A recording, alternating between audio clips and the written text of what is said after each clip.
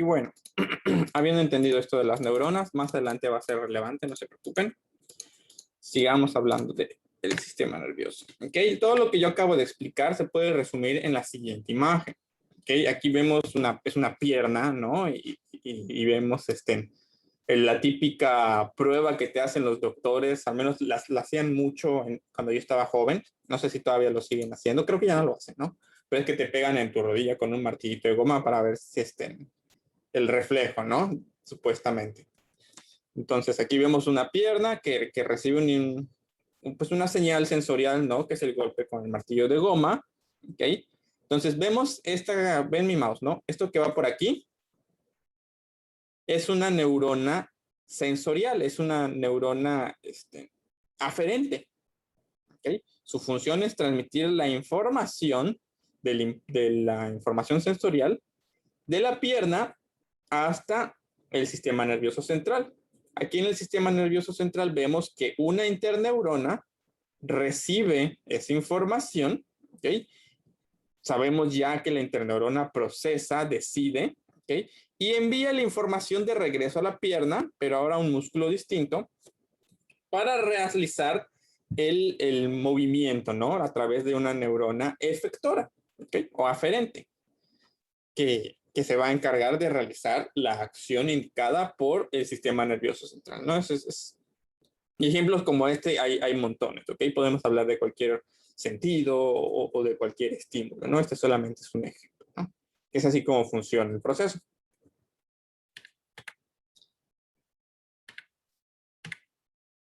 Entonces, vamos a entrar ahora sí a hablar del sistema nervioso central. ¿Okay? El sistema nervioso central está conformado por el encéfalo, la médula espinal, ¿okay? Se encuentra fuertemente protegido por el esqueleto y se encarga de controlar, coordinar y regular todas las funciones fisiológicas del cuerpo. Hasta ahí ya sabíamos.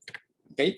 También se encargan de cosas como la memoria, el aprendizaje y, pues en el caso de los seres humanos, cosas como los sentimientos y el razonamiento. ¿Okay? Todos los rasgos de nuestra personalidad y todo, pues están relacionados al sistema nervioso central. Todas las señales nerviosas se generan en el sistema nervioso central. ¿Okay? Vamos a hablar brevemente de algunos otros elementos que encontramos en el sistema nervioso central. Por un lado están las meninges. ¿Alguna vez han escuchado hablar de ellas? O tal vez han escuchado hablar de una enfermedad llamada meningitis. Bueno, las meninges en realidad están conformadas por 3 membranas, por eso se llaman meninges en plural, ¿ok? Porque son 3 membranas, ¿ok? De tejido conectivo que recubren tanto al encéfalo como a la médula espinal, ¿ok? Son un mecanismo de protección. Si vemos esta imagen, pues aquí vemos que está la piel, ¿no? El hueso, y debajo del hueso encontramos 3 capas. La dura madre, la aracnoides y la pía madre. ¿Okay? Ahorita no nos vamos a meter en cuanto a qué hace cada parte, pero estas 3 capas juntas forman las meninges. Y aquí abajito en color rosado, pues ya está el cerebro, ¿no? El encéfalo. Entonces vemos que entre el hueso y el encéfalo, pues están las meninges. Y esto está en todo el sistema nervioso central. Entiendas, encéfalo o médula. ¿Ok? Entonces, estas meninges básicamente actúan como una barrera. ¿Ok? Protegen al sistema nervioso central y lo aíslan. Para que el sistema nervioso central funcione correctamente, debe tener un alto nivel de aislamiento de cualquier cosa que le pueda afectar, llámese toxinas, llámese virus o bacterias, llámese contaminantes y muchas otras cosas que podemos encontrar de manera normal en otras partes de nuestro cuerpo, pero en el sistema nervioso central no. De hecho, las meninges filtran la sangre que va a pasar al sistema nervioso central, ¿ok? Son muy, muy selectivos, muy especiales, ¿ok? Entonces, esto es un tipo de protección contra cualquier tipo de contaminación que pueda haber en el sistema nervioso central, ¿ok? Es ese tipo de barrera. Irónicamente, y como todo en el cuerpo humano, ahora sí que es una constante, las meninges también pueden llegar a causar problemas, ¿ok? Específicamente, como las meninges son esta membrana que recubre todo el sistema nervioso, Cuando hay algún problema en las meninges y estas se inflaman, se hinchan, ¿ok? Por ejemplo, tal vez por una herida, un traumatismo, ¿no? Un golpe muy severo o por una infección, ¿ok? Esto ocasiona que las meninges compriman, vamos a decir, aprieten al encéfalo, ¿ok? Generando presión y pues obviamente esto puede llegar a ser muy grave, ¿ok? En ciertas áreas del sistema nervioso central son muy delicadas y no aguantan ningún tipo de interferencia, ¿ok? Como el bulbo raquídeo, por ejemplo. Entonces, por eso la meningitis es una enfermedad tan grave, ¿ok? La meningitis, ya sea bacteriana o tóxica, que es esta inflamación de las meninges, ¿ok? Puede incluso llegar a producir la muerte en un corto periodo de tiempo, ¿no? O sea, puede llegar a interrumpir la respiración o el latido del corazón, ¿ok? Entonces, a pesar de que son un órgano protector, pues curiosamente pueden generar muchos problemas, ¿no? Pero en general, pues son importantes. Y otro elemento que a veces no aparece listado cuando se estudia esta cosa es el líquido cefalorraquídeo. Resulta que en el encéfalo existen huecos, ¿okay? O espacios vacíos, por decirlo de alguna forma. Y también entre las meninges y el encéfalo hay una pequeña separación, ¿no? Pero resulta que todos esos espacios o huecos no están vacíos, ¿ok? Están rellenos con un líquido especial que se llama el líquido cefalorraquídeo. Esto es producido por el mismo sistema nervioso central, ¿ok? En unas zonas llamadas plexos, ¿ok? Y los espacios que se supone que estaban vacíos, pero que no, se llaman ventrículos, ¿no? Hay 4 ventrículos en el encéfalo con líquido cefalorraquídeo. El líquido cefalorraquídeo cumple muchas funciones. Por un lado, pues ayuda a mantener la presión osmótica y la isotonía en el cerebro, ¿no? Ayuda al transporte de nutrientes, ayuda a la eliminación de desechos, ¿okay? Y por supuesto ofrece protección mecánica, ¿no? Amortiguando en un momento dado movimientos o posibles golpes que pudieran suceder, pues por la cierta libertad de movimiento que tiene el encéfalo dentro del cráneo, ¿ok? Entonces están estos dos elementos. Ahora sí, vamos a entrar a lo que nos interesa más. No te aburras, Lucero, despierta. Pégate en tus mejillas. ¿No te gusta este tema? Está feo. No, es que solamente estoy empezando a reaccionar porque apenas acabo de terminar de desayunar, pero sí estoy prestando atención a esto. Ah, tienes mal de puerco, ya lo vi. Bueno, Que me vamos parece a presten atención a esto, porque esto es la parte fuerte. ¿Ok? Esto es en la parte central de esta presentación. Vamos a ver la estructura y composición del encéfalo. ¿Ok? El encéfalo es un conjunto de órganos del sistema nervioso central, ¿ok? Se encuentra dentro del cráneo. Aquí con los colores ya nos vamos dando cuenta de cuántas partes hay en el encéfalo, ¿ok? Ya nos empezamos a tener una idea. Es el principal órgano del control del cuerpo y centraliza muchísimas funciones de esto, ¿no? Para su estudio tenemos que entender que el encéfalo se divide en 3 partes principales. Como todo en el estudio de la biología, las partes tienen partes. Entonces, ahora sí que las capas tienen capas, esto es como una cebolla, ¿no? La primera de esas partes es el cerebro. ¿Ok? Sí, hay una parte en el encéfalo llamada cerebro. Es la parte más grande, pero no es la única. Por eso decir cerebro cuando te refieres a tu encéfalo no es completamente correcto desde el punto de vista del estudio de la biología. Obviamente, ustedes en sus casas pues van a seguir diciendo cerebro, porque si van y le dicen a sus papás, hey, que tu encéfalo, pues se van a quedar como que, oye, ¿de qué me estás hablando, no? Pero ustedes ya son estudiantes de biología y cuando hablen de cosas académicas tienen que usar los nombres correctos. Entonces, el cerebro es la parte más grande y está dividida en el teleencéfalo y el diencéfalo. El teleencéfalo es toda esta parte azul, la parte más grande, ¿ok? Y el diencéfalo se encuentra adentro del teleencéfalo. Es pequeñita, está en color naranja, pero es muy importante. El diencéfalo también tiene partes, pero después hablaremos de ellas, ¿ok? No nos vamos a revolver ahorita. Entonces, el cerebro, formado por el telencéfalo y el diencéfalo. Luego tenemos el tallo cerebral.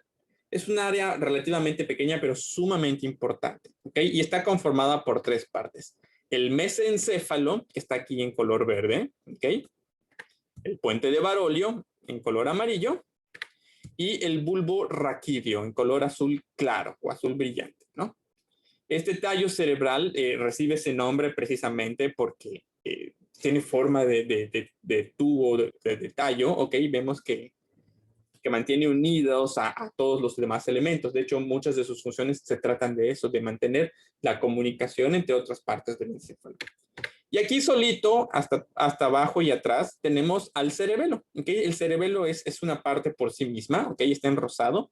Vemos que está un poquito aislada de lo demás y cumple funciones que le son exclusivas. Y hasta abajo, en color morado, pues vemos a la médula espinal. No es parte del encéfalo, pero la ponemos para que tengan una idea de dónde se encuentra ubicada, ¿no? Y en dónde empieza y en dónde termina el encéfalo. ¿Ok? Vamos a ver esto con un poquito más de detalle. Y no se preocupen ahorita por copiar todo, Sunduri. Va a ser imposible que copies todo esto. Estamos en la clase. Mejor concéntrate en tomar notas de las explicaciones que doy y luego complementas con una imagen. ¿De acuerdo? Porque si no, no vas a terminar y no vas a prestar tanta atención. Entonces, el cerebro. Vamos a empezar hablando del cerebro. ¿Ok? La primera de las tres partes del encéfalo. Este es un corte frontal, la masa cerebral, ¿ok? Y vamos a distinguir dos partes. La corteza cerebral, formada por materia gris, que ya hablamos de ella, y el cerebro interno, formado por materia blanca, ¿ok? Perdón. Hay que hablar de qué es cada una de estas. La corteza cerebral es la parte del cerebro relacionada con la inteligencia. Como ya les dije, todo esto que tiene que ver con el procesamiento neuronal, el raciocinio, la lógica, el procesamiento sensorial, todo eso está en la corteza cerebral. Los lóbulos del cerebro, que es el parietal, que es el frontal, que es no sé qué, que es todo esto, están hablando de los procesos que suceden a nivel de corteza cerebral. ¿Okay? Toda la información llega, es recibida y es procesada por la corteza cerebral. ¿Okay? Por otro lado, en el cerebro interno, que es la materia blanca, se concentran el aprendizaje y la memoria.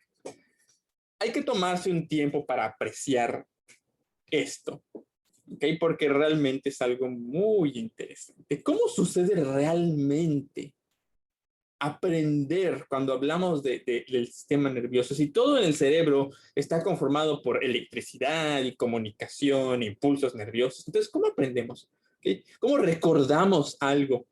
Somos como memorias USB, tenemos ahí una parte donde se escribe la información. No exactamente. ¿Okay?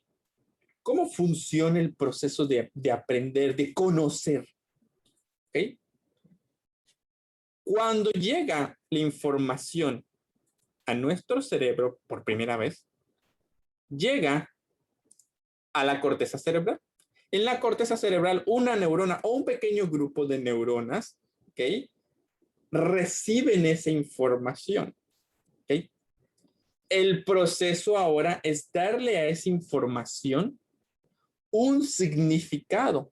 ¿Okay? Por ejemplo, soy un niño, imaginemos, soy un niño, no sé muchas cosas, no he aprendido muchas cosas en el mundo, me ponen enfrente un plato con algo en él, ¿ok? Nunca lo he visto en mi vida. Sé que en los platos muchas veces hay comida, ¿no? Pero no lo sé. ¿Okay? Entonces, mi cerebro identifica visualmente lo que hay en ese plato, el aspecto, la forma, tal vez va a identificar otras cosas como el olor o la textura, ¿ok? Incluso tal vez información auditiva que me dé otra persona, ¿ok? Y voy a generar un conjunto de características que describen el objeto que yo estoy experimentando en ese momento, pero todavía no tiene un significado. Así que hay que dárselo. Me dicen, cómetelo. Es comida. ¿Ok? Mi cerebro acaba de generar comida. Aquí se recibió la información y aquí está la parte que significa comida. ¿ok? ¿Cómo vamos a llegar de aquí a aquí? A través de axones que se encuentran en la materia blanca que permiten que el estímulo visual, auditivo, sonoro y todo se relacione con un significado, comida. ¿Okay? Lo pruebo y resulta que está bueno. Entonces a esto le agrego otro significado. Está rico o está sabroso o me gusta. ¿Okay? La primera vez que esto sucede, el cerebro tiene que hacer todo el proceso cognitivo, tiene que generar esta unión entre neuronas, entre estímulo, significado, respuesta. Y la respuesta pues va a ser, me lo voy a comer, ¿no? La segunda vez, la unión ya está hecha, ¿ok? La unión entre neuronas en nuestro cerebro a través de axones que están en la materia blanca, ¿ok? Estamos haciendo uniones entre materia gris y materia blanca a través de axones. Ya está hecha. Así que en el segundo, en el instante que yo veo el mismo estímulo, un plato con la misma comida, automáticamente mi cerebro realiza la comunicación entre neuronas y no tengo que volver a pensarlo. Ya lo sé. ¿Por qué? Porque ya está la unión. ¿Okay? Eso es aprender. Cuando se crean uniones de axones, uniones sinápticas, entre diferentes puntos de mi cerebro que relacionan estímulos con significados, con la acción sugerida para aprender eso, eso es aprender. ¿Sí, Sunduri? Maestro, pero bueno, hay algunas personas en varios casos que, por ejemplo, han visto por primera vez en sus ojos que ven por primera vez algo, pero ellos ya saben qué significa. ¿Por qué sucede eso? Que, o sea, es algo inexplicable, me imagino. Pues no, nosotros conforme vamos creciendo, absorbemos una cantidad enorme de información, a veces de manera consciente o a veces de manera inconsciente. Por ejemplo, puede que yo nunca haya visto un tiburón, pero quizá en algún libro leí una descripción o quizá alguien me platicó de ellos y yo me genero una imagen mental, ¿okay? Transformo esas fuentes de información en algo que yo puedo describir o reconocer. Y cuando veo por primera vez un tiburón, a lo mejor no voy a estar 100% seguro, pero voy a pensar, creo que es un tiburón. ¿Okay? Y muchas veces este proceso no siempre es consciente. ¿Okay? Nuestro sistema nervioso tiene una capacidad impresionante de absorber información y guardarla. Y a veces ni siquiera nos damos cuenta que está ahí. ¿Okay? Y luego más adelante se realizan las conexiones y a veces incluso es por eso que tenemos cosas como el déjà vu y todo esto, ¿ok? Son recuerdos, son memorias que no teníamos, por decirlo de alguna manera, a la mano, pero que estaban ahí, ¿ok? Todo depende de si hay la conexión o no hay la conexión, ¿ok? Y nosotros tenemos que hacerlas. El proceso de aprender, por eso muchas personas aprenden a través de la repetición. ¿Okay? Porque se van fortaleciendo mientras más repites las cosas, las conexiones entre neuronas. ¿Okay? Entonces, definitivamente nosotros todavía no entendemos en su totalidad el funcionamiento del cerebro humano, ¿ok? Eso no cabe duda, ¿no? Pero básicamente este es el proceso de aprender, ¿ok? Conexiones. Por eso los niños aprenden más que los adultos, porque los niños todavía están desarrollando sus conexiones. Por eso tú a un niño le enseñas a tocar un instrumento o le enseñas alguna habilidad, ¿okay? Y la fortalece, se vuelve hábil con eso. Pero, por ejemplo, a un adulto le cuesta mucho más trabajo. ¿Okay? Los adultos lo que tenemos más que nada son conexiones hechas. Y buscamos la forma de aprovecharlas. Los niños generan. Entonces es un proceso interesante, ¿no? Pero no lo vamos a ver tan a fondo. ¿Tiene alguna pregunta de esto? Ok. Siguiendo adelante, vamos a empezar a hablar acerca de las partes del encéfalo, del sistema nervioso central. ¿Ok? Primero el cráneo, ya lo ubicamos, sabemos que es hueso, sabemos que su función es proteger mecánicamente al encéfalo de cualquier daño, ¿no? Está diseñado para proteger al encéfalo, y en caso que la fuerza que golpea el cráneo sea excesiva y pudiese dañar al encéfalo en caso de transmitirse, pues está diseñado incluso para romperse, ¿okay? Como el casco de un motociclista. Las meninges, que están justo debajo del cráneo, ya sabemos, son una membrana que recubre el encéfalo y lo protege de contaminantes y cosas externas. La masa cerebral. ¿Okay? La masa cerebral es lo que nosotros conocíamos como el teleencéfalo, exceptuando esta parte blanquita de aquí, que ahorita la vamos a ver. ¿Okay? Básicamente es la mayor parte del encéfalo. ¿Okay? En la masa cerebral encontramos circunvoluciones y cisuras. ¿Okay? Las cisuras separan el cerebro en lóbulos. Cada lóbulo se concentra en procesar cierto tipo de información. ¿Okay? Que si la información visual, que si la información del sentido del gusto, que si la información de procesos matemáticos, que si el razonamiento deductivo. Cada lóbulo tiene su parte, ¿no? Y las circunvoluciones son estas como arrugas que hay en la superficie del encéfalo, ¿ok? Si las vemos en la imagen anterior, vemos que esas circunvoluciones son ondulaciones y son arrugas que suceden, ¿ok? ¿Por qué? ¿Por qué están estas circunvoluciones? Son uno de los enormes secretos del ser humano para ser el ser dominante, superior e inteligente del planeta, ¿ok? ¿Por qué? Ya entendimos que la corteza cerebral es la que está relacionada con la inteligencia. Ahora, si tú tienes una pelota, a ver, veo que hay un mensaje en el chat. Bueno, el hemisferio izquierdo y el derecho es lo que estamos viendo aquí, ¿ok? Más adelante vamos a ver un poquito más de esto, pero pues básicamente, si te ves de aquí,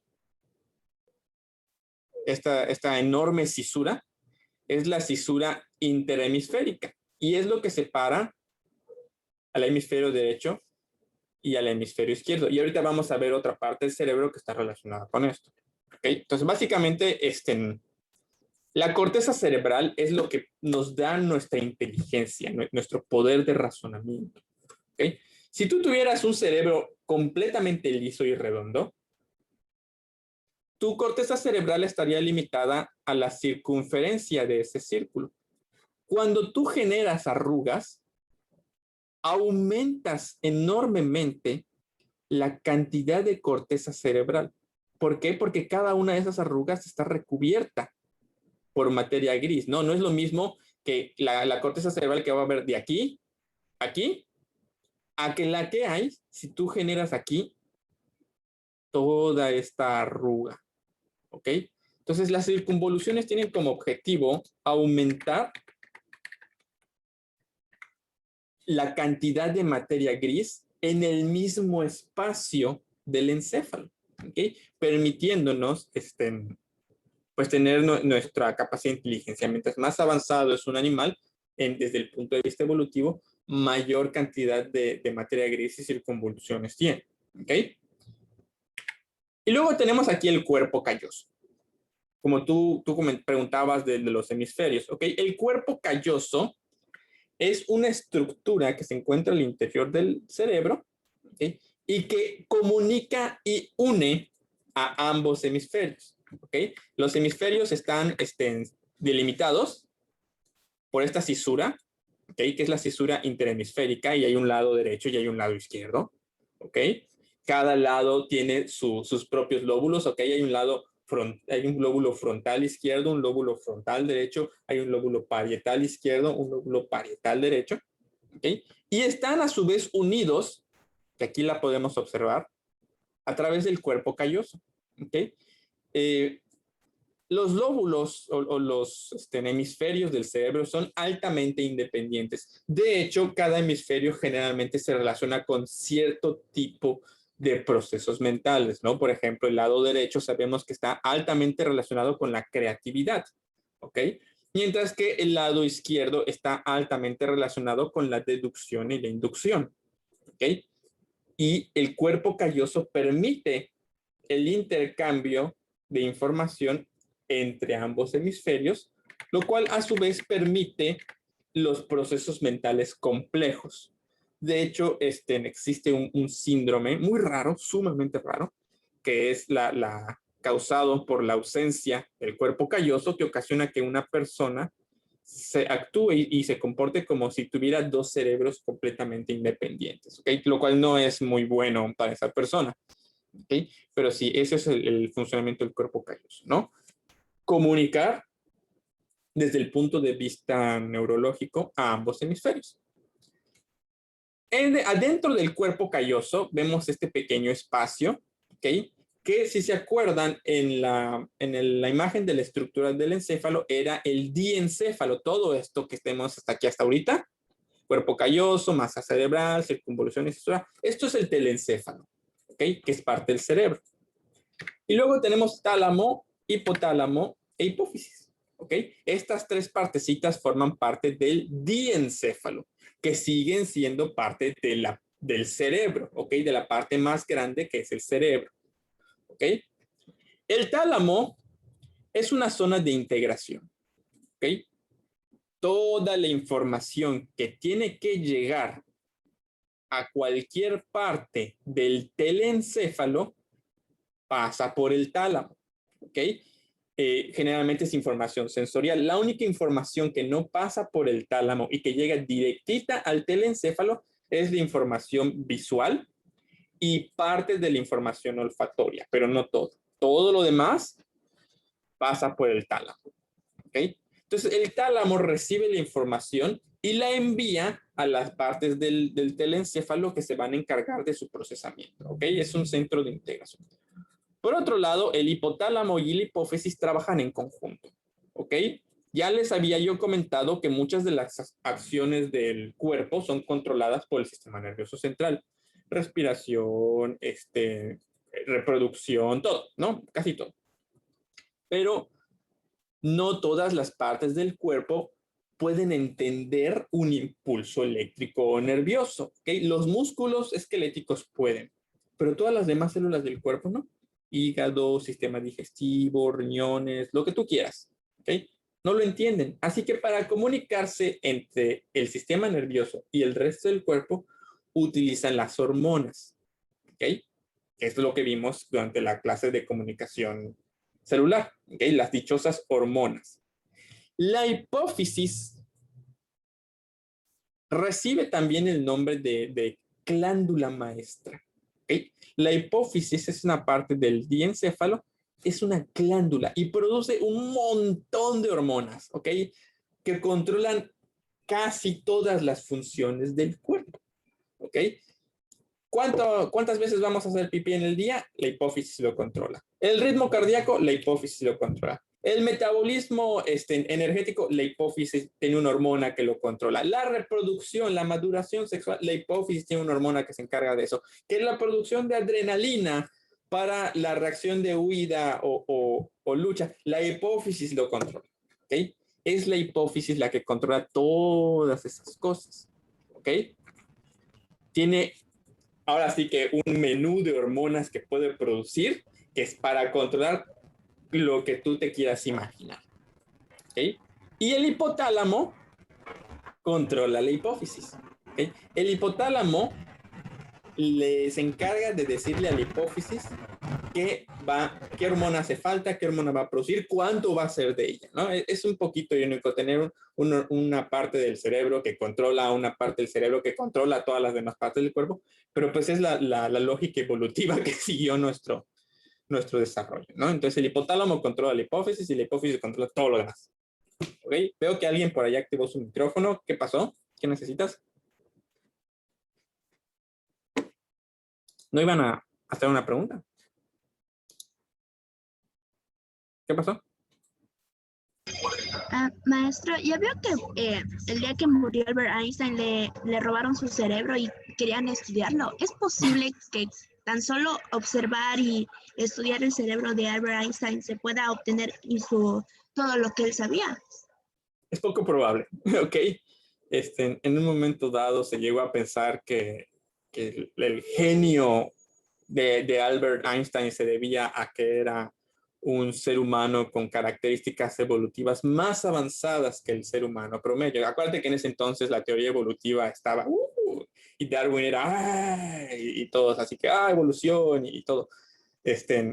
Pero no, o sea, no.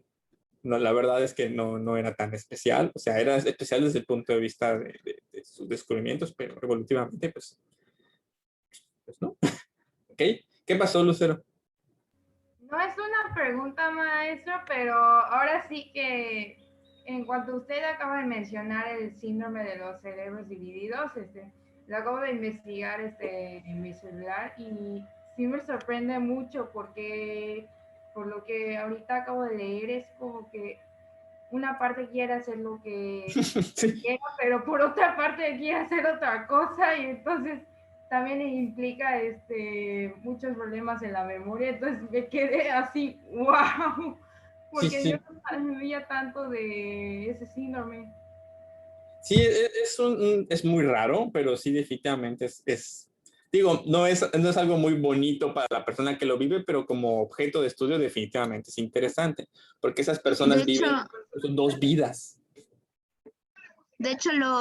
antes de que se estudiara más a fondo la enfermedad, pensaban que eso causa la bipolaridad. Sí, son dos cosas completamente diferentes. ¿Okay? La persona con los cerebros divididos puede ir en la mañana a tomar clases, ¿ok? Y el lado derecho está encargándose de todo el procesamiento neuronal de las clases y llega a su casa y no se acuerda. Ni se acuerda que fue a clases. Si se peleó con alguien en la escuela, no se acuerda, ¿ok? Si hizo alguna barbaridad, no se acuerda. ¿Okay? Igual a veces pasa que una parte del cuerpo es controlada por una parte del cerebro y la otra por la otra, y no se ponen de acuerdo, ¿no? Esta mano está haciendo una cosa y la otra mano está haciendo otra. Sí, es algo bastante curioso, ¿no? Pero bueno, voy a proceder a explicarles su tarea. No es una tarea muy difícil, pero sí les va a tomar un tiempito. ¿Okay? Ya vamos a marcar tareas un poquito más elaboradas. En esta ocasión, la tarea tiene que ver con lo que vamos a ver durante la siguiente clase, durante la siguiente semana más bien. ¿Okay? Van a hacer un esquema, o sea, un dibujo del aparato reproductor masculino.